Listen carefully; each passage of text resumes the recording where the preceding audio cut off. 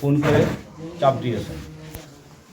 বিকাল 3টার দিকে থেকে মাগরিব পর্যন্ত উনি আমাদের প্রার্থী এবং আমাদের একজন নির্বাচনী এজেন্টকে ফোন করে নির্বাচনী অফিসটা ছেড়ে দিতে বলেছেন এবং বলেছেন যদি আমরা যদি অফিস ছেড়ে না দিই উনি অফিসটা সিলগালা করে দেবেন।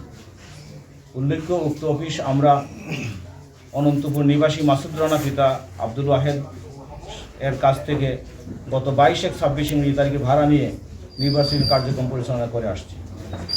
আপনারা নিজেরাও এই অফিসে কয়েকদিন আগে এসে আমাদের দলীয় মিটিং উপলক্ষে সংবাদ সংগ্রহ করেছি।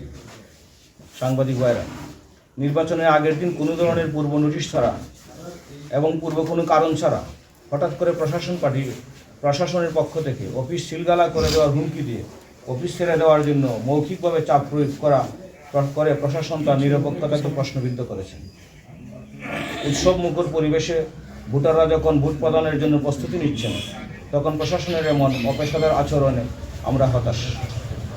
আমরা এই ধরনের পক্ষপাত তুষ্ট আচরণের তীব্র নিন্দা জানাই এবং প্রশাসনের নিরপেক্ষ ভূমিকা পালনের জন্য আমরা প্রশাসনের কাছে আহ্বান জানাচ্ছি। উনি যেহেতু একজন আইনি কর্মকর্তা এবং এই টিয়ানো ওনাকে আইনগতভাবে আসতে হবে। উনি যদি বলেন এই বিল্ডিংটা কি কালকে হয়েছে আর আমরা পরশু দিন ভাড়া নিয়েছি, এমন তো না। এটা উনি তো সময় পাইছিলেন এই ফ্যাসিস্ট সরকার যাওয়ার পরে 1.5 বছর সময় পাইছেন। সরকারি ভূমির প্রতি যদি ওনার এতই ভালোবাসা থাকতো তাহলে এই 1.5 বছর উনি করলেনটা কি? এখন আইসা ইলেকশনের একদিন আগে আমাদেরকে এই নির্বাচনের অফিসটা ছেড়ে দিতে হবে। What is the cause behind that? তার পিছনে কারণটা কি? উনি তো ইনফ্লুয়েন্স হয়েছেন কারো দ্বারা। আমার একটা প্রশ্ন, ওনার হুমকির প্রেক্ষিত যে ওনারা যদি নির্বাচনের আগের দিন কোনো কারণ ছাড়া, এবং এই বিল্ডিংটা তো আমরা বানাই নাই, আমরা এক জায়গাতে ভাড়া নিয়েছি, ওটা দীর্ঘদিন তৈরি আছে, বছরের পর বছর থেকে।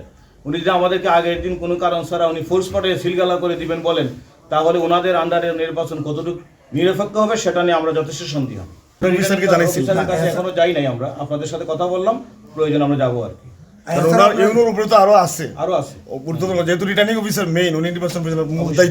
তার আগে আপনাদের সাথে আমরা শেয়ার করি জিনিসটা, কারণ হঠাৎ করে নির্বাচনের আগের দিন উনি কেন বন্ধ করে দিতে চাচ্ছেন, কি অদৃশ্য কারণ আছে আমরা এটা বুঝতে পারতেছি। এবং আমরা মূলত হলো ভোটারদেরকে আহ্বান করছি করে ওনারা বলেছেন যে এই অফিসটা সরকারি জায়গায় হয়েছে, এটা ছেড়ে দিতে হবে।